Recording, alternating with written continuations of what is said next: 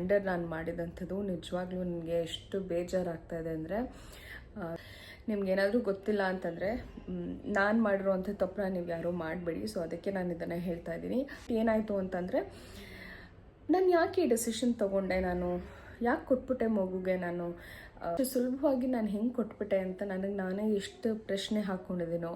ನಮ್ಮ ಮನೆಯವ್ರನ್ನೂ ಅದನ್ನು ಕರೆದು ಹೇಳಿದೆ. ಸೊ ಇದನ್ನು ನೆಕ್ಸ್ಟ್ ಒನ್ ಬಂದು ಆಲ್ಮೋಸ್ಟ್ 3 days ಆಗಿದೆ, ಇನ್ನೂ ಮೋಷನ್ ಮಾಡಿಲ್ಲ. ಎಲ್ರಿಗೂ ನಮಸ್ಕಾರ, welcome back to my channel Venu's glimpse. ನಾನು ನಿಮ್ಮೆಲ್ಲರ ಪ್ರೀತಿ ಅವನತ್ತ ಇವತ್ತಿನ ಹೊಸ ವ್ಲಾಗ್ಗೆ ನಿಮ್ಮೆಲ್ಲರಿಗೂ ವೆಲ್ಕಮ್ ಮಾಡ್ತಾ ಇದ್ದೀನಿ. ಸೊ ಎಸ್, ನಾನೊಂಥರ ಇನ್ಕನ್ಸಿಸ್ಟೆಂಟ್ ಆಗಿಬಿಟ್ಟಿದ್ದೀನಿ ವ್ಲಾಗ್ಸ್ನ ಅಪ್ಲೋಡ್ ಮಾಡೋದಲ್ಲಿ. ಬಿಕಾಸ್ ಸಿಕ್ಕಾಪಟ್ಟೆ ಬ್ಯುಸಿ ಆಗಿದ್ದೀನಿ. ಅದ್ರ ಜೊತೆಗೆ ಪಾಪು ಕೂಡ ಸ್ವಲ್ಪ ಹುಷಾರಿರಲ್ಲ. ಏನಾಯಿತು ಅಂತ ಕೂಡ ನಾನು ನಿಮಗೆ ಹೇಳ್ತೀನಿ ಹೋಗ್ತಾ ವ್ಲಾಗ್ಸ್ಗಳಲ್ಲಿ. ಹಲೋ. ಸೊ ಎಸ್, ಬನ್ನಿ ಇವತ್ತಿನ ವ್ಲಾಗ್ನ ಶುರು ಮಾಡೋಣ. ಇನ್ನೂ ನೀವು ಯಾರಾದರೂ ನನ್ನ ಚಾನಲ್ನ ಸಬ್ಸ್ಕ್ರೈಬ್ ಮಾಡ್ದಲೇ ನೋಡ್ತಾ ಇದ್ದೀರಾ ಅಂದರೆ ಬೇಗ ಹೋಗಿ ನನ್ನ ಚಾನಲ್ಗೆ ಸಬ್ಸ್ಕ್ರೈಬ್ ಆಗಿ ಸಪೋರ್ಟ್ ಮಾಡಿ ಅಂತ ಹೇಳ್ತಾ ಇವತ್ತಿನ ವ್ಲಾಗ್ ಶುರು ಮಾಡೋಣ. ಸೊ ಆ್ಯಕ್ಚುಲಿ ನಾನು ವೆಕೇಷನಲ್ಲಿದ್ದೀನಿ ಸದ್ಯಕ್ಕೆ.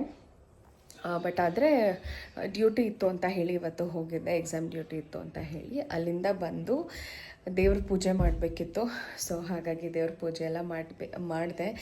ನಿನ್ನೆ ಆ್ಯಕ್ಚುಲಿ ಸಂಡೇ ಅಲ್ವಾ, ನಮ್ಮದು ವಾರ. ಬಟ್ ಮಾಡೋಕ್ಕೆ ಆಗಲ್ಲ, ಫುಲ್ ಕ್ಲೀನಿಂಗ್ ಇಟ್ಕೊಂಡ್ಬಿಟ್ಟಿದ್ವಿ ಒಂದೇ ಸತಿ. ರೂಮು, ಅಡುಗೆ ಮನೆ ಎಲ್ಲನೂ. ಬಿಕಾಸ್ ಇನ್ನೇನು ಶ್ರಾವಣ ಶುರುವಾಯ್ತಲ್ಲ, ಎಲ್ಲ ಹಬ್ಬಗಳು ಒಟ್ಟೊಟ್ಟಿಗೆ ಬರೋಕ್ಕೆ ಶುರು ಆಗಿಬಿಡುತ್ತೆ.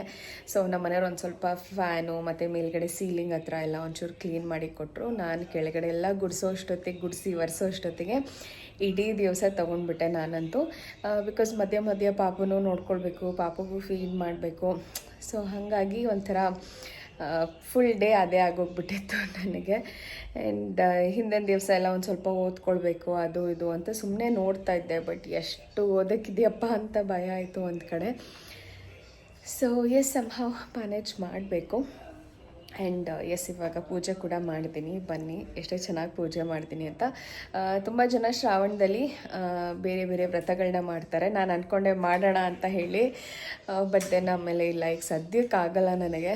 ಬಿಕಾಸ್ ಪಾಪು ಎಲ್ಲ ಪುಟ್ಟವನ್ನ ಇಟ್ಕೊಂಡು ಮತ್ತು ಇದೆಲ್ಲ ಇಟ್ಕೊಂಡು ಅದ್ರ ಒಟ್ಟಿಗೆ ಮತ್ತೆ ನನಗೆ ತುಂಬ ಕಾಂಪ್ಲಿಕೇಟೆಡ್ನ ಮಾಡ್ಕೊಳ್ಳೋಕೆ ಇಷ್ಟ ಆಗಲಿಲ್ಲ ಲೈಫ್ನ. ಸೊ ಹಾಗಾಗಿ ಆರಾಮಾಗಿ ರೆಗ್ಯುಲರಾಗಿ ಪೂಜೆ ಹೇಗೆ ಮಾಡ್ತೀನೋ ಹಾಗೆ ಮಾಡ್ಕೊಂಡು ಹೋಗೋಣ ಅಂತ ಹೇಳಿ ಮಾಡಿದ್ದೀನಿ. ಸೊ ಬನ್ನಿ ದೇವ್ರ ಪೂಜೆ ಹೇಗೆ ಮಾಡಿದೆ ಅಂತ ತೋರಿಸ್ತೀನಿ. ಆ್ಯಂಡ್ ಬಂದಾದಮೇಲೆ ಎಲ್ಲ ರೆಡಿ ಮಾಡಿದ್ದಲ್ವಾ, ಬಂದಿದ್ದ ತಕ್ಷಣ ಮಲಗಿಬಿಟ್ಟೆ. ತುಂಬ ತಲೆ ನೋವ್ತಾಯಿತ್ತು ನನಗೆ. ಬೆಳಗ್ಗೆ ತಲೆ ಸ್ನಾನ ಮಾಡ್ಕೊಂಡು ಹೋಗಿ ಹೇರ್ ಡ್ರೈ ಮಾಡಿರಲಿಲ್ಲ, ಹಾಗಾಗಿ ತುಂಬ ಒಂಥರ ತಲೆ ನೋವ್ತಾಯಿತ್ತು.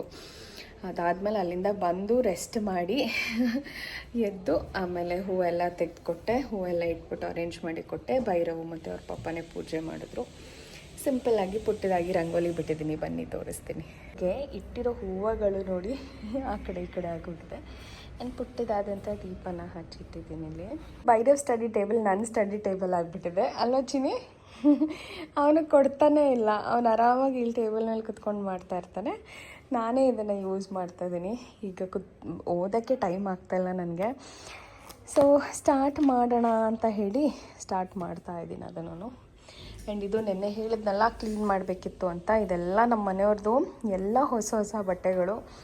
ಇದನ್ನೆಲ್ಲ ಕೊಡೋಣ ಅಂತ ಹೇಳಿ ಆಲ್ಮೋಸ್ಟ್ ಟೈಟ್ ಆಗ್ತದೆ ಎಲ್ಲನೂ. ಒಂದು ಸತಿಗೂ 2 ಸತಿ ಹಾಕಿರೋದು ಹೆಚ್ಚು ಅನಿಸುತ್ತೆ. ಅದೆಲ್ಲನೂ ಕೊಡೋಣ ಅಂತ ಹೇಳಿ ಅದನ್ನು ತೆಗೆದಿಟ್ಟಿದ್ದೀನಿ.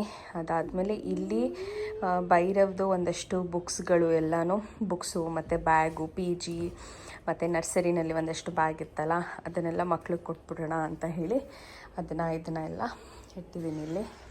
ನಮ್ಮ ಮನೆಯವ್ರು ಮೀಟಿಂಗ್ ಮಾಡ್ತಾಯಿದ್ದಾರೆ. ಸೊ ಬ್ಯಾಕ್ಗ್ರೌಂಡಲ್ಲಿ ಸ್ವಲ್ಪ ನಾಯ್ಸ್ ಬರ್ಬೋದು ಮೀಟಿಂಗ್ದು. ಡೋರ್ ಕ್ಲೋಸ್ ಮಾಡಿಲ್ಲ, ಹಾಗಾಗಿ ಎಸ್ ಸಿಂಪಲಾಗಿ ಪೂಜೆನ ಮಾಡಿದ್ದೀನಿ ಇವತ್ತು. ಒಂಥರ ಏನೋ ಖುಷಿ ಮನೆಯಲ್ಲಿ ಪೂಜೆ ಮಾಡಿದ್ರೆ ಏನೋ ಒಂಥರ ಖುಷಿ, ಒಂಥರ ಪಾಸಿಟಿವ್ ವೈಬ್ಸ್ ಅಂತಲೇ ಹೇಳ್ಬೋದು. ಆ್ಯಂಡ್ ಅಡುಗೆ ಕೂಡ ಅಮ್ಮ ಬೆಳಗ್ಗೆ ಬಿಸಿಬೇಳೆಬಾತ್ ಮಾಡಿದರು. ಸೊ ಅದೇ ತಿಂದಿದ್ವಿ. ಈಗ ಏನಾದರೂ ಮಾಡಬೇಕು ಅಂತ ಹೇಳಿ, ಆ್ಯಕ್ಚುಲಿ ಸಂಜೆ ತಿಂದಿದ್ದಲ್ವ, ಸೊ ಏನೋ ತಿನ್ನಬೇಕಂತ ಅನ್ನಿಸ್ತಾ ಇಲ್ಲ. ಹಾಗಾಗಿ ಅದನ್ನೇನೋ ಮ್ಯಾನೇಜ್ ಮಾಡೋಣ ಈಗ ಸದ್ಯಕ್ಕೆ ಅಂತ ಮಾಡ್ತಾಯಿದ್ದೀನಿ. ಇವಾಗ ಮುಂಚೆ ಎಲ್ಲ ಹೇಗೆ ಅಂತಂದರೆ ಏನಾದರೂ ಮಾಡಮ್ಮ ಅಂತ ಇದ್ದೆ. ಬಟ್ ಇವಾಗ ಅದು ಮಾಡೋ ಕಷ್ಟ ಗೊತ್ತಾಗಿದೆ ಅಲ್ವಾ. ಸೊ ಹಾಗಾಗಿ ಬಿಡಮ್ಮ ಅದನ್ನೇನೋ ಒಂದು ಅಡ್ಜಸ್ಟ್ ಮಾಡ್ಕೊಂಡು ತಿನ್ನೋಣ ಅನ್ನೋ ಥರ ಆಗಿದೆ ಮೈಂಡ್ಸೆಟ್ಟು. ಸೊ ಹೋಗ್ತಾ ಹೋಗ್ತಾ ಲೈಫು ನಾವೆಷ್ಟು ಚೇಂಜ್ ಆಗ್ತಾ ಹೋಗ್ತೀವಿ ಅನ್ನೋದು ಒಂಥರ ರಿಯಲೈಸ್ ಆಗ್ತಾಯಿತ್ತು ನನಗೆ ಅಂತ ಹೇಳ್ಬೋದು. ಸೊ ಎಸ್, ಆ್ಯಂಡ್ ಒಂದು ಬೇಜಾರಾಗುವಂಥ ವಿಷಯ ಕೂಡ ಇತ್ತು. ಹಿಂದಿನ ವ್ಲಾಗಲ್ಲಿ ನಾನು ಬಾಯ್ ಬೇಬಿದು ಸಿಮ್ಟಮ್ಸ್ ಏನಿರುತ್ತೆ ಅಂತ ಹೇಳಿ ಹಾಕಿದ್ದೆ. ಅದಕ್ಕೆ ಒಬ್ಬರು ಯಾರೋ ಕಮೆಂಟ್ ಹಾಕಿದ್ರಿ, ನಾರ್ಮಲಾಗೆ ಹೇಳಿ ಯಾಕೆ ಅಷ್ಟೊಂದು ಓವರ್ ಆ್ಯಕ್ಟಿಂಗ್ ಮಾಡ್ತೀರಾ ಅಂತ. ನಾನು ಖಂಡಿತವಾಗ್ಲೂ ನನಗೆ ಗೊತ್ತಿಲ್ಲ ನಾನು ಎಲ್ಲಿ ಓವರ್ ಆ್ಯಕ್ಟಿಂಗ್ ಮಾಡಿದ್ದೀನಿ, ಅವ್ರಿಗೆ ಎಲ್ಲಿ ಓವರ್ ಆ್ಯಕ್ಟಿಂಗ್ ಅಂತ ಅನಿಸಿದೆ ಅಂತ ನನಗಂತೂ ಗೊತ್ತಿಲ್ಲ. ನಾನು ನಾರ್ಮಲಾಗಿ ಹೇಗೆ ಮಾತಾಡ್ತೀನೋ, ಎಲ್ಲರ ಜೊತೆ ಹೇಗಿರ್ತೀನೋ ಅದೇ ರೀತಿ ನಾನು ಮಾತಾಡೋದು, ಅದೇ ರೀತಿಯೇ ನಾನು ವೀಡಿಯೋನ ಶೂಟ್ ಮಾಡೋದು. ಬಿಕಾಸ್ ನಾನು ಹಿಂದಿನ ಎಲ್ಲ ವೀಡಿಯೋಸ್ಗಳು ನೀವು ನೋಡ್ಕೊಂಡು ಬನ್ನಿ, ನಾನು ಅದು ಯಾವ ರೀತಿ ಮಾತಾಡ್ತೀನೋ ಅದೇ ರೀತಿ ಮಾತಾಡಿದ್ದೀನಿ.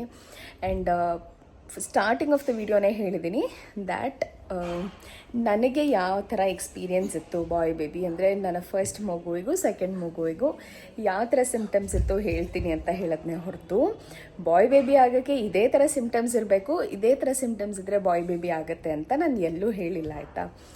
ಸೊ ಗೊತ್ತಿಲ್ಲ ಯಾಕೆ ಅವರು ಆ ಥರ ತೊಗೊಂಡ್ರು ಏನೋ ಅಂತ ಆ ಥರ ಎಲ್ಲ ಕಮೆಂಟ್ ಮಾಡಿದ್ರು. ಸೊ ನನಗೊಂಥರ ಇಟ್ಸ್ ನಾಟ್ ದಟ್ ಅವ್ರು ಡಿಸ್ಟರ್ಬ್ ಮಾಡಿದ್ರು ಅಂತ, ಬಟ್ ಸ್ಟಿಲ್ ನನಗೆ ಇಲ್ಲದೇ ಇರೋ ಟೈಮಲ್ಲಿ ನಾನು ಟೈಮ್ ಮಾಡಿಕೊಂಡು ಒಂದಷ್ಟು ಜನ ಕ್ವೆಶನ್ಸ್ ಕೇಳ್ತಾ ಇದ್ದೀರಾ ಅಂತ ಹೇಳಿ ಪೋಸ್ಟ್ ಮಾಡ್ತಾಯಿದ್ದೀನಿ. ಮತ್ತು ನನಗೂ ಒಂಥರ ನನ್ನ ಎಕ್ಸ್ಪೀರಿಯೆನ್ಸ್ನ ಶೇರ್ ಮಾಡ್ಕೊಂಡಿರೋದನ್ನು ಇವ್ರು ಯಾಕೆ ಈ ಥರ ಅಂದ್ಕೊಳ್ತಾ ಇದ್ದಾರೆ, ಅದರಲ್ಲಿ ನಾನು ಹಾಗೂ ಪುನಃ ಹೋಗ್ಬಿಟ್ಟು ಐ ಜಸ್ಟ್ ಚೆಕ್ ನಾನು ಏನಾದರೂ ಓವರ್ ಆ್ಯಕ್ಟಿಂಗ್ ಮಾಡಿದ್ದೀನಾ ಅಂತ ಹೇಳಿ. But that's how I am. ನಾನು ಅದೇ ರೀತಿ ಮಾತಾಡೋದು. ಎಲ್ಲರಿಗೂ ಒಂದೇ ರೀತಿ ಕಾಣಿಸ್ಬೇಕು ಅಥವಾ ಎಲ್ಲರಿಗೂ ಒಂದೇ ರೀತಿ ಇರಬೇಕು ಅಂದರೆ ಚಾನ್ಸೇ ಇಲ್ಲ. ಸೊ ಅದೇ ರೀತಿ ಅಂತ ಅನಿಸುತ್ತೆ. ಸೊ ಇವರು ಕೂಡ ಮೋಸ್ಟ್ಲಿ ಆ ನೆಗೆಟಿವ್ ಶೇಡ್ ಆಫ್ ಮೈಂಡ್ನ ತೊಗೊಂಡಿರ್ಬೋದು ಅಂತ ಅಂದ್ಕೊಂಡು I just kept quiet. So ನಾನೇನೋ ಅದಕ್ಕೆ ರಿಪ್ಲೈ ಮಾಡೋಕ್ಕೆ ಹೋಗಲಿಲ್ಲ. ಬಿಕಾಸ್ ಬಾಯ್ ಬೇಬಿ ಇದೇ ಆಗುತ್ತೆ ಅದೇ ಆಗುತ್ತೆ ಅಂತ ಹೇಳಲಿಕ್ಕಾಗಲ್ಲ ಅಲ್ವಾ. ಸೊ ನನಗೇನಿತ್ತು, ನಾನೇನು ಫೀಲ್ ಮಾಡಿದೆ ನನ್ನ 2 ಬಾಯ್ ಬೇಬಿ ಪ್ರೆಗ್ನೆನ್ಸಿನಲ್ಲಿ ಅನ್ನೋದನ್ನಷ್ಟೇ ನಾನು ತಿಳಿಸಿದ್ದೀನಿ ಹೊರತು ಇದೇ ಆಗುತ್ತೆ ಅದೇ ಆಗುತ್ತೆ ಅನ್ನೋವಂಥದ್ದನ್ನು ಹೇಳೋದಕ್ಕೆ ನಾನು ದೇವರು ಅಲ್ಲ ಅದನ್ನು, ಅಥವಾ ಡಾಕ್ಟರು ಅಲ್ಲ ಸ್ಕ್ಯಾನಿಂಗ್ ಮಾಡಿ ನಿಮಗೆ ಹೇಳಲಿಕ್ಕೆ. So that was something. ಏನೋ ಹೇಳ್ತಾರಲ್ಲ, ಏನೋ ಒಂದು ಒಳ್ಳೇದು ಮಾಡ್ತಾಯಿದ್ದೀವಿ ಅಂದರೆ ಒಂದಷ್ಟು ಜನ ಅದಕ್ಕೆ ಟೀಕೆ ಮಾಡೋರು ಅಂಥವ್ರು ಇರ್ತಾರೆ. ಸೊ ಅಂಥವ್ರಿಗೆ ನಾವೇನು ಮಾಡಬೇಕು, ಜಸ್ಟ್ ಇಗ್ನೋರ್ ಮಾಡಿ ನಮ್ಮ ಪ್ರಾಸೆಸ್ ಏನಿದೆ, ನಮ್ಮ ಪ್ರೊಸೀಜರ್ ಏನಿದೆ ಅದನ್ನು ಮಾಡ್ತಾ ಹೋಗಬೇಕಷ್ಟೆ. ಸೊ ತುಂಬ ಜನ ಆ್ಯಕ್ಚುಲಿ ಹೇಳಬೇಕು ಅಂತಂದರೆ ಎಲ್ಲೋ ಈ ಥರ ಒಂದು ಕಮೆಂಟ್ ಬರೋದ್ರಿಂದ I should not get disturb. Because ತುಂಬ ಜನ ನನಗೆ ಪ್ರೀತಿ ಕೊಡ್ತಾ ಇದ್ದೀರಾ ನಿಮ್ಮ ಕಮೆಂಟ್ ಮುಖಾಂತರ ಇರ್ಬೋದು, ಡೈರೆಕ್ಟಾಗಿ ವಾಟ್ಸಪ್ಪಲ್ಲಿ ಕೂಡ ನನಗೆ ತುಂಬ ಜನ ನೀವು ತಲೆ ಕೆಡಿಸ್ಕೋಬೇಡಿ, ಆರಾಮಾಗಿ ಮಾಡಿ, ಟೈಮ್ ಇದ್ದಾಗ ಮಾಡಿ ಅಂತ ಹೇಳಿ ತುಂಬ ಚೆನ್ನಾಗಿ ಸಪೋರ್ಟ್ ಮಾಡ್ತಾ ಇದ್ದೀರಾ. So I am very grateful to ನಿಮ್ಗೆಲ್ಲರಿಗೂ. ಥ್ಯಾಂಕ್ ಯು ಸೋ ಮಚ್ ಅದಕ್ಕೆ. ಸೊ ಇವತ್ತಿನ ವ್ಲಾಗಲ್ಲಿ ನಾನು ನಿಮಗೆ ನನ್ನ ಎಕ್ಸ್ಪೀರಿಯೆನ್ಸಲ್ಲಿ ಇರುವಂಥ ಇನ್ನೂ ಒಂದು ವಿಷಯ ಪಾಪು ಬಗ್ಗೆ ಸ್ಪೆಸಿಫಿಕ್ಕಾಗಿ ನಾನು ನಿಮಗೆ ಹೇಳೋಕ್ಕೆ ಇಷ್ಟಪಡ್ತಾ ಇದ್ದೀನಿ. ಸೊ ಎಸ್, ಇವತ್ತು ನಾನು ಮಾತಾಡಬೇಕು ಅಂತ ಅಂದ್ಕೊಂಡಿರೋ ನೆಕ್ಸ್ಟ್ ವಿಚಾರ ಬಂದು ಮಕ್ಕಳ ಪಾಟಿ ಬಗ್ಗೆ.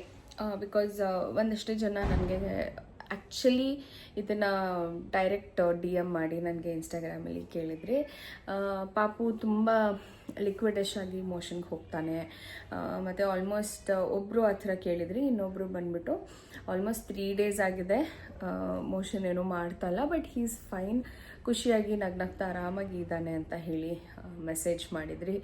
ಮತ್ತು ಗ್ರೀನ್ ಕಲರ್ ಹೋಗ್ತಾ ಇದ್ದಾನೆ ಅಂತ ಹೇಳಿ ಮೆಸೇಜ್ ಮಾಡಿದ್ರಿ. ಸೊ ಈ 3 ಡಿಸ್ಟಿಂಕ್ಟಾಗಿ ಇದ್ದಂಥ ಕ್ವೆಶನ್ಸ್ಗೆ ಇವತ್ತು ಆನ್ಸರ್ ಮಾಡೋಣ ಅಂತ ಹೇಳಿ ಅಂದ್ಕೊಂಡೆ, ವಿಚ್ ಇಸ್ ಕ್ವೈಟ್ ಕಾಮನ್. ಈ ಒಂದು ಟೈಮಲ್ಲಿ ಈ ಥರ ಪ್ರಶ್ನೆಗಳು ನನಗೂ ಬರ್ತಾಯಿತ್ತು, ಭೈರವ್ ಟೈಮಲ್ಲಿ ಸ್ಪೆಷಲಿ. ಬಟ್ ಹಾಗಂತ ನಾನು ಕೆಲವೊಂದು ಸತಿ ಎಲ್ಲೋ ತುಂಬ ಓವರ್ ಕಾನ್ಫಿಡೆಂಟ್ ಆಗಿಬಿಟ್ಟಿದ್ದೀನೇನೋ ಮಗು ವಿಚಾರದಲ್ಲಿ ಅಂತ ಅನ್ನಿಸ್ತು ನನಗೆ ಇನ್ನು ಹಿಂದೆ 2 ದಿವಸದಿಂದ. ಬಿಕಾಸ್ ಪಾಪುಗೆ ಸ್ವಲ್ಪ ಕೋಲ್ಡ್ ಆಗಿತ್ತು, ಕ್ಲೈಮೇಟಿಂದ ಇರ್ಬೋದು. ಬಿಕಾಸ್ ನಾನು ಸ್ವಲ್ಪ ನನ್ನ ರೂಮ್ ಕೂಡ ಜಾಸ್ತಿ ಗಾಳಿ ಬರುತ್ತೆ ಆ ಕಡೆಯಿಂದ. ಸೊ ಹಾಗಾಗಿ ಪಾಪುಗೆ ಸ್ವಲ್ಪ ಕೋಲ್ಡ್ ಆಗಿರ್ಬೋದು. ಅದರಿಂದ ನನಗೆ ನಾನೇ ಅಂದ್ಕೊಂಡ್ಬಿಟ್ಟು ಮೆಡಿಕೇಷನ್ಸ್ನ ಅಂದರೆ ಸಿನರಿಸ್ ನಾನು ಭೈರವ್ಗೆ ಏನು ಕೊಟ್ಟಿದ್ನೋ ಅದನ್ನೇ ನಾನು ಕೊಟ್ಬಿಟ್ಟೆ. But that is such a blunder ನಾನು ಮಾಡಿದಂಥದ್ದು. ನಿಜವಾಗ್ಲೂ ನನಗೆ ಎಷ್ಟು ಬೇಜಾರಾಗ್ತಾಯಿದೆ ಅಂದರೆ ದಯವಿಟ್ಟು ನೀವು ಯಾರೋ ಆ ಥರದ್ದು ಅಸಂಪ್ಷನ್ಸ್ ಮಾಡಿಕೊಂಡು ಮಾಡಬೇಡಿ. ನಾವು ಎಷ್ಟೇ ಹುಷಾರಾಗಿರ್ಬೋದು, ನಾವು ಎಷ್ಟೇ ಹೇಳ್ಬೋದು, but at the end of the day ನಾನು ಕೂಡ ಒಂದು ತಾಯಿನೇ ಅಲ್ವಾ. ಸೊ ಆ ಮಗು ಅದು ಅವನಿಗೆ ಉಸಿರಾಡೋಕ್ಕಾಗ್ತಾರಲ್ಲ ಮೂಗು ಕಟ್ಕೊಂಡು. ಸೊ ನಾನೇನು ಅಂದ್ಕೊಂಡೆ, ಓಕೆ ಬೈರವ ಕೊಡ್ತಾ ಇದ್ದೀನಲ್ವಾ, ಕೊಡೋಣ ಅಂತ ಹೇಳಿಬಿಟ್ಟು ಐ ಗೇವ್ ಸಿನರಿಸ್ಟ್. ಬಟ್ ಅದಾದಮೇಲೆ ನನಗೆ ಗೊತ್ತಿಲ್ಲ ಏನಾಯಿತು ಅಂತ. I just went back because ಅದೊಂಥರ ತಾಯಿ ಹೃದಯ ಅಂತಾರಲ್ಲ, ಆ ಮಗು ನರಳ್ತಾ ಇದೆ. ನನಗೆ ಏನಾದರೂ ಮಾಡಬೇಕು ಅಂತ ಹೇಳಿಬಿಟ್ಟು ಒಂದು ಸ್ವಲ್ಪ ಕೊಡೋಣ ಅಂತ ಹೇಳಿ I gave that medication. But that's a very very very big mistake. ನಿಮ್ಗೇನಾದರೂ ಗೊತ್ತಿಲ್ಲ ಅಂತಂದರೆ ನಾನು ಮಾಡಿರೋವಂಥ ತಪ್ಪನ್ನ ನೀವು ಯಾರೂ ಮಾಡಬೇಡಿ. ಸೊ ಅದಕ್ಕೆ ನಾನು ಇದನ್ನು ಹೇಳ್ತಾ ಇದ್ದೀನಿ. ಸೊ ಫಸ್ಟ್ ಥಿಂಗ್, 2 ವರ್ಷದ ಕೆಳಗಡೆ ಮಕ್ಕಳಿಗೆ ಯಾವುದೇ ರೀತಿ ಮೆಡಿಕೇಷನ್ಸ್ ಕೊಡೋಕ್ಕಿಂತ ಮುಂಚೆ ದಯವಿಟ್ಟು ಪೀಡಿಯಾಟ್ರಿಷನ್ನ ಕೇಳಿ.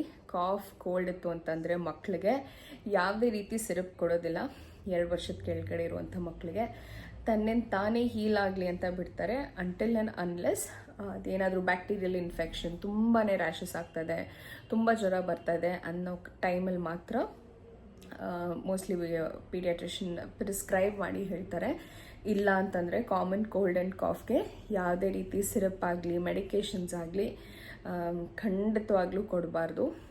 ನನಗೆ ಅದು ನೆಕ್ಸ್ಟ್ ಮೂಮೆಂಟ್ ಏನಾಯಿತು ಅಂತಂದರೆ, ನಾನು ಯಾಕೆ ಈ ಡೆಸಿಷನ್ ತೊಗೊಂಡೆ, ನಾನು ಯಾಕೆ ಕೊಟ್ಬಿಟ್ಟೆ ಮಗುಗೆ. ನಾನು ಎಸ್ ಕೋಲ್ಡ್ ಇದೆ ಒಂದು, ತುಂಬ ನರಳ್ತಾ ಇದ್ದಾನೆ ಒಂದು, ಬಟ್ ಸ್ಟಿಲ್ ನಾನು ಆ ಕೆಲಸ ಮಾಡಬಾರ್ದಾಗಿತ್ತು. Because when I went back and checked ಗೂಗಲಲ್ಲಿ ತುಂಬ ಸೈಡ್ ಎಫೆಕ್ಟ್ ಮಾಡುತ್ತೆ ಅಂತ ಹೇಳಿ ಓದಿದಾಗ ನನಗೆ ಒಂಥರ ಕಣ್ಣಲ್ಲಿ ನೀರು ತುಂಬ್ಕೊಂಡು ಬಂತು. And I felt I am such a loser ಅಂತ ನನಗನ್ನಿಸ್ತು.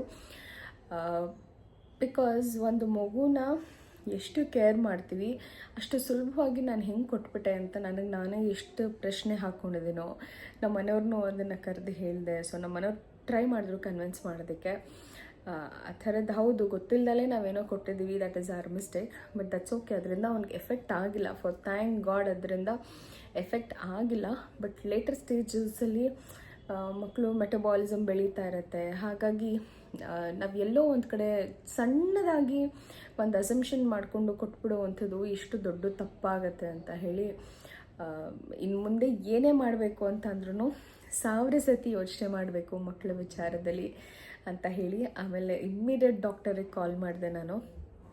ಬಿಕಾಸ್ ಅದು ಭಯ ಇರುತ್ತಲ್ವ, ಅದು ಏನಾದರೂ ಈಗ ಗೊತ್ತಿಲ್ಲದಲ್ಲೇ ಏನೋ ಮಾಡಿಬಿಟ್ಟಿರ್ತೀವಿ, ಆಮೇಲೆ ಅದೇನೋ ತಪ್ಪಾಗತ್ತೆ ಅಂತ ಅನ್ನಿಸ್ದಾಗ ನಾವು ತುಂಬ ಭಯ ಆಗುತ್ತೆ, ಬೇಜಾರಾಗುತ್ತೆ, ದುಃಖ ಆಗುತ್ತೆ. ಸೊ ಅದು ಎಲ್ಲನೂ ಫೀಲ್ ಆಯಿತು ನನಗೆ. ಒಂಥರ ಏನು ಮಾಡೋಕ್ಕೂ ಮನಸ್ಸಿರಲಿಲ್ಲ. ಇನ್ನು ಇವತ್ತು ಬೆಳಗ್ಗೆ ನಾನು ಡ್ಯೂಟಿಗೆ ಹೋದಾಗಲೂ ತಲೆಲ್ಲ ಅದೇ ಓಡ್ತಾಯಿತ್ತು ನನಗೆ. Why did I do such a nonsense thing ಅಂತ ಅನ್ನಿಸ್ತು. ಬಟ್ ಹೆಂಗೋ I just consoled myself. ಪಾಪು ಆರಾಮಾಗಿದ್ದಾನೆ, he is strong enough. So 24 hours ಏನೂ ರ್ಯಾಷಸ್ಸು, ರಿಯಾಕ್ಷನ್ಸು, ವಾಮಿಟಿಂಗ್ ಏನೂ ಇಲ್ಲ ಅಂತಂದರೆ it's okay, baby is fine ಅಂತ ಹೇಳಿ. ಅದರಲ್ಲೂ ನಾನು ತುಂಬ ಜಾಸ್ತಿ ಡೋಸೇಜ್ ಕೊಟ್ಟಿರಲಿಲ್ಲ. ಐ ಜಸ್ಟ್ ಗೇವ್ 0.1, 0.2 ಅಷ್ಟೇ ಕೊಟ್ಟಿದ್ದು. ಅದಕ್ಕಿಂತ ಹೆಚ್ಚಿಗೆ ನಾನು ಕೊಟ್ಟಿರಲ್ಲ. ಬಿಕಾಸ್ ಐ ನ್ಯೂ ದಟ್ ತುಂಬ ಡೋಸೇಜ್ ಕೊಟ್ಟರು ಮಕ್ಕಳಿಗೆ ಅದು ವೆಯ್ಟ್ ಪ್ರಕಾರನೇ ಮಕ್ಕಳಿಗೆ ಕೊಡುವಂಥ ಪ್ಯಾರಾಸಿಟಮಾಲ್ಸ್ ಆಗಿರ್ಬೋದು ಎಲ್ಲನೂ. ಸೊ ಹಾಗಾಗಿ I just gave very little. Thank God at least ಅಷ್ಟಾದರೂ ಸೆನ್ಸ್ ಇತ್ತು ನನಗೆ ಅಂಥೇಳಿ. And but he is fine. ಡಾಕ್ಟ್ರಿಗೆ ಫೋನ್ ಮಾಡಿ ಹೇಳಿದೆ, ಕೋಲ್ಡು ಕಾಫು 10 ದಿವಸದ ತನಕ ಇರುತ್ತೆ ಮೇಡಮ್, ಏನೂ ಆಗೋದಿಲ್ಲ, ನೀವೇನೂ ವರಿ ಮಾಡಿಬಿಡಿ, ಚೆನ್ನಾಗಿ ಫೀಡ್ ಮಾಡಿಸಿ. ಅವ್ನು ಮಲ್ಕೊಳ್ಬೇಕಾದಾಗ ಸ್ವಲ್ಪ ಕಷ್ಟಪಡ್ತಾನೆ, ಆವಾಗ ಸ್ವಲ್ಪ ನೀವು ಹಿಂಗೆ ತಲೆ ಒಂಚೂರು ಮೇಲೆ ಅಪ್ಲಿಫ್ಟ್ ಮಾಡಿ, ಅದಿಲ್ಲ ಅಂತಂದರೆ ನೇಸಲ್ ಡ್ರಾಪ್ಸ್ ಹಾಕಿ ಕಂಜೆಷನ್ನ ರಿಮೂವ್ ಮಾಡಿ ನೋಸಲ್ಲಿ. ಆರಾಮಾಗ್ತಾರೆ ಮಕ್ಕಳು, ಏನೂ ವರಿ ಮಾಡಿಬಿಡಿ. ನೀವು ಏನು ಹಾಕಿದ್ರೂ ಮಕ್ಕಳಿಗೆ 10 ದಿವಸದ ತನಕ ಕೋಲ್ಡ್ ಕಾಫ್ ಇದ್ದೇ ಇರುತ್ತೆ. ಸೊ ಡೋಂಟ್ ವರಿ ಅಂತ ಹೇಳಿ ಕನ್ಸೋಲ್ ಮಾಡಿದ್ಮೇಲೆ ಸ್ವಲ್ಪ ಸಮಾಧಾನ ಅನ್ನಿಸ್ತು. ಒಂದು ಸ್ವಲ್ಪ ಉಸಿರು ಬಿಟ್ಟೆ ನಾನು. ಇಲ್ಲ ಅಂತಂದರೆ ತುಂಬ ಒಂಥರ ಸಿಕ್ಕಾಬಟ್ಟೆ ಬೇಜಾರಾಯಿತು ನನಗೆ ಆ ಮೂಮೆಂಟು. ಒಂಥರ I felt that I am not a right mom, ನಾನು ಸರಿಯಾಗಿ ನೋಡ್ಕೊಳ್ತಾ ಇಲ್ಲ ನನ್ನ ಮಕ್ಕಳನ್ನ ಅನ್ನೋಂಥ ಒಂದಷ್ಟು ಕ್ವೆಶನ್ಸ್ಗಳು ನನಗೆ ಸಾಕಷ್ಟು ಸತಿ ಬಂದು ಹೋಗ್ತಾ ಇರುತ್ತೆ. I keep myself up that know I am doing my best. ನನ್ನ ಕೈಲಿ ಏನು ಸಾಧ್ಯ ಆಗುತ್ತೋ ಮಕ್ಕಳನ್ನ ನೋಡ್ಕೊಳ್ಳೋದಕ್ಕೆ ನಾನು ಅದನ್ನು ಮಾಡ್ತಾ ಇದ್ದೀನಿ ಅಂತ ಸಮಾಧಾನ ಪಡ್ಕೊಳ್ತೀನಿ ನಾನು. I don't know whether I am doing the best, but I am giving ಮೈ 100% ಅಂತ ಅನಿಸುತ್ತೆ. ಸೊ ಎಸ್, ಮೆಸೇಜ್ಗಳೆಲ್ಲ ಓದಿದಾಗ ನನಗನ್ಸುತ್ತೆ ಹೌದು ಅಲ್ವಾ, ನಂತರನೇ ಅವ್ರಿಗೂ ಆ ಪರಿಸ್ಥಿತಿ ಇತ್ತಲ್ವ. ಸೊ ಈಗ ನಾನು ಹಿಂಗೆ ಡಾಕ್ಟ್ರಿಗೆ ಫೋನ್ ಮಾಡಿಬಿಟ್ಟು ಸರಿ ಡಾಕ್ಟ್ರೇ ಹಿಂಗೆ ಹಾಗೆ ಅಂತ ಕೇಳ್ತೀನೋ, ಸೊ ಅವ್ರಿಗೂ ಕೂಡ ಅದೊಂದು ಕುತೂಹಲ ಇರುತ್ತೆ. ಕೂತರು, ನಿಂತರು, ಮಲಗಿದ್ರು, ಮಕ್ಕಳು ಎದ್ರು, ಮಲಗಿದ್ರು, ಏನೇ ಮಾಡಿದ್ರು ಅದೊಂಥರ ಗುಂಗುತ್ತಾನೆ ಇರುತ್ತೆ. ಸೊ ಫಸ್ಟ್ ಕ್ವೆಶನ್ ಆನ್ಸರ್ ಮಾಡಿಬಿಡ್ತೀನಿ. ದ್ಯಾಟ್ ಪಾಪು ಲಿಕ್ವಿಡಿಶ್ ಆಗಿ ಮೋಷನ್ ಹೋಗುವಂಥದ್ದು ಇಸ್ ಕ್ವೈಟ್ ನಾರ್ಮಲ್, ಬಿಕಾಸ್ ಅವರು ಎದೆ ಹಾಲು ಕುಡಿತಾ ಇರ್ತಾರೆ ಅಥವಾ ಫಾರ್ಮುಲಾ ಮಿಲ್ಕ್ ಕುಡಿತಾ ಇರ್ತಾರೆ. ಸಾಲಿಡ್ಸ್ ಏನು ತೊಗೊಳ್ದಲ್ಲೇ ಇರೋ ಕಾರಣ ಮಕ್ಕಳು ಸೆಮಿ ಲಿಕ್ವಿಡ್ ಆಗಿ ಇರುತ್ತೆ. ಸೊ ಹಾಗಾಗಿ ಅದು ಕೂಡ ಪ್ರಾಬ್ಲಮ್ ಇಲ್ಲ. ನಾನು ಕೂಡ ಇದನ್ನು ಡಾಕ್ಟರ್ನ ಕೇಳಿನೇ ನಾನು ನಿಮಗೆ ಹೇಳ್ತಾ ಇದ್ದೀನಿ ಇದನ್ನು. ನೆಕ್ಸ್ಟ್ ಒನ್ ಬಂದು ಆಲ್ಮೋಸ್ಟ್ 3 days ಆಗಿದೆ, ಇನ್ನೂ ಮೋಷನ್ ಮಾಡಿಲ್ಲ. ಏನಾದರೂ ಸಜೆಷನ್ಸ್ ಇದ್ದರೆ ಕೊಡಿ ಅಂತ ಹೇಳಿದ್ದೀರ. ಸೊ ಈ ಪಾಪುಗೆ ಯಾವತ್ತೂ ಆ ರೀತಿ ಆಗಿಲ್ಲ. 3 days ತನಕ ಎಲ್ಲ, ಎವ್ರಿ ಡೇ ಒನ್ಸ್ ಅಂತೂ ಮಾಡ್ತಾನೆ. ಮಿನಿಮಮ್ 1 time ಮಾಡ್ತಾನೆ, ಕೆಲವೊಂದು ಸತಿ 2 times ಅಷ್ಟೇ ಮ್ಯಾಕ್ಸಿಮಮ್ ಮಾಡುವಂಥದ್ದು. ಸೊ ಏನಾದರೂ ಸೊಲ್ಯೂಷನ್ ಅಂತ ಹೇಳಿದಾಗ ನಾನು ಡಾಕ್ಟರ್ಗೆ ಭೈರವ್ ಟೈಮಲ್ಲಿ ಕೇಳಿದ್ದು. ಭೈರವ್ಗೆ ಬೇರೆ ಪೀಡಿಯಾಟ್ರಿಷನ್ನ ನಾನು ಕನ್ಸಲ್ಟ್ ಮಾಡ್ತಿದ್ದೆ. ಈಗ ಅಚ್ಚು ಪಾಪುಗೆ ನಾನು ಬೇರೆ ಪೀಡಿಯಾಟ್ರಿಷನ್ನ ಕನ್ಸಲ್ಟ್ ಮಾಡ್ತಾ ಇದ್ದೀನಿ.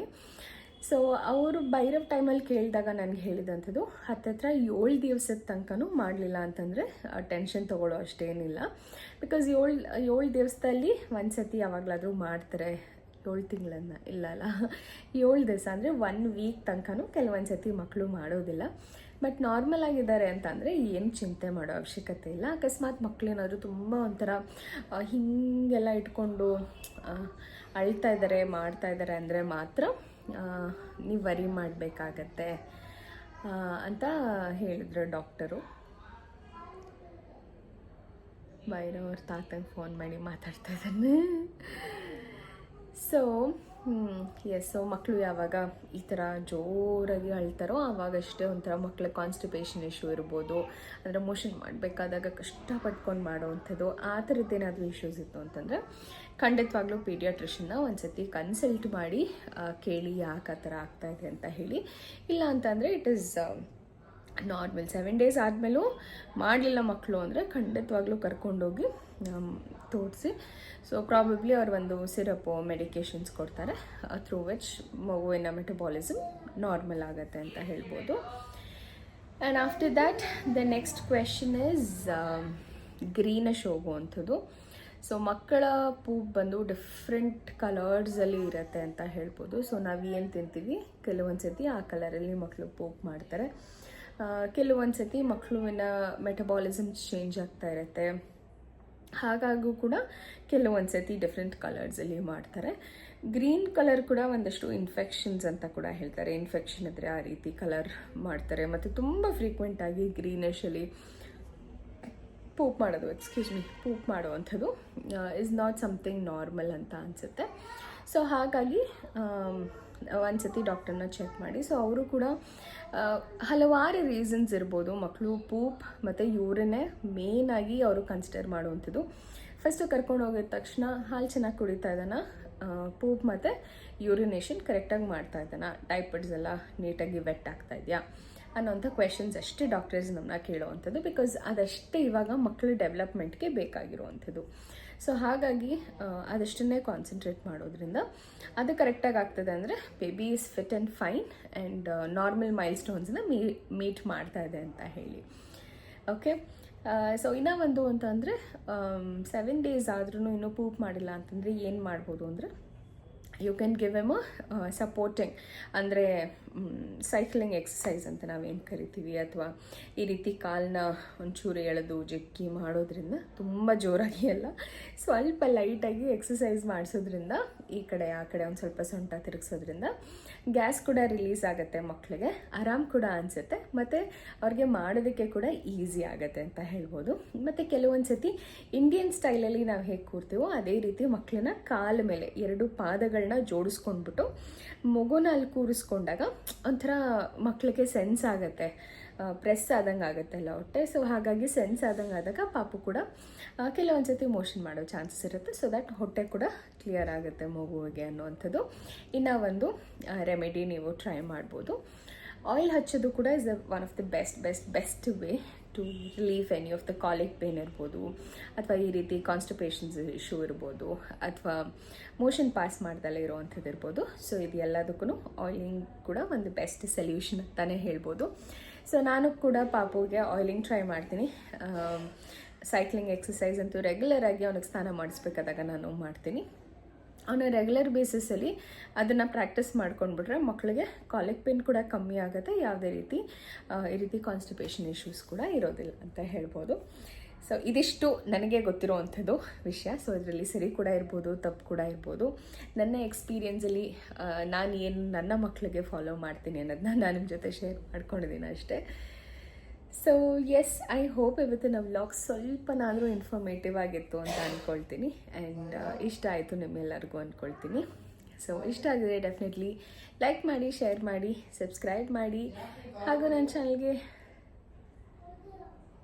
ಸಪೋರ್ಟ್ ಮಾಡಿ ಅಂತ ಹೇಳ್ತಾ ಮತ್ತೆ ಸಿಗ್ತೀನಿ ಮುಂದಿನ ವೀಡಿಯೋದಲ್ಲಿ. ಅಲ್ಲಿವರೆಗೂ ನಮಸ್ಕಾರ, take care, love you all and bye.